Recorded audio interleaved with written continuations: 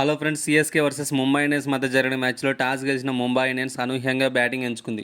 బ్యాటింగ్కు దిగిన ముంబై ఇండియన్స్ వెంటనే విల్ జాక్స్ వికెట్ కోల్పోయింది. తర్వాత వచ్చిన నమన్దీర్ రికెల్టన్తో కలిసి 58 పరుగుల భాగస్వామ్యం నమోదు చేశాడు. ధాటిగా ఆడుతున్న రికెల్టన్ 37 పరుగుల వద్ద అవుట్ అవగా తర్వాత వచ్చిన సూర్యకుమార్ ఉన్నంతసేపు వేగంగా ఆడి 21 పరుగులు చేసి అవుట్ అయ్యాడు.